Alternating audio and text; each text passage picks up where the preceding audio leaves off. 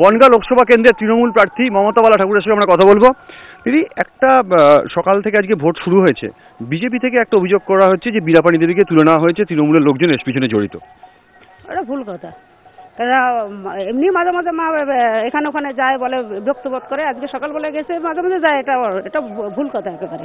উনি কোথায় গেছেন? তৃণমূলীর লোকরা আমার বাড়িতে আসেনি তো কি করে তৃণমূলীর লোকরা ওনাকে নিয়ে যাবে? ও বলতে পারছি না, সে উনি কোথায় আছে সেও তো আমি জানি না। না, মাঝে মাঝে যায় এদিক ওদিক, আমরা বাড়ি থাকি, সংসারের মাঝে যা হয়।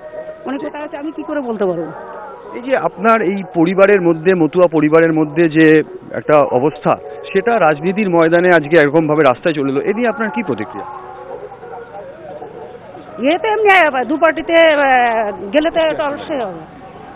এমনি ভোটে আপনি যা ঘুরে বেরিয়েছেন বা যা প্রচার করেছেন, কপিল কৃষ্ণবাবু সাংসদ ছিলেন, প্রচুর ভোটে জিতে, কিরকম মানুষের মধ্যে আপনি রেসপন্স পাচ্ছেন? সেটা একেবারে 100% খুব ভালো, সেটা খুবই ভালো রেসপন্স পাচ্ছি। ওটা নিয়ে কোনো ইয়ে নেই, মানে আমার থেকে লোকেই উৎসাহ বেশি। আর একটা শেষ জিনিস, সেটা হচ্ছে বিজেপি থেকে একটা অভিযোগ করা হচ্ছে যে কল্যাণী গয়েশপুর এলাকা আপনাদের তৃণমূলের লোকজন ব্যাপক সন্ত্রাস করছে গতকালকে থেকে।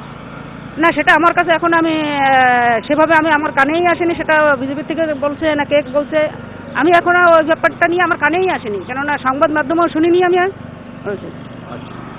আমরা কথা বললাম তৃণমূল প্রার্থী মমতা বালা ঠাকুরের সঙ্গে, এবং বিজেপির যে অভিযোগ যে বীণাপানি দেবীকে তৃণমূলের বিরুদ্ধে তুলে নিয়ে যাওয়ার যে অভিযোগ, সেই অভিযোগ তিনি সরাসরি অস্বীকার করলেন। বললেন বড়মা বিভিন্ন জায়গায় ঘুরতে যান, সেই ক্ষেত্রে তিনি সেরকমভাবে কোথাও গেছেন।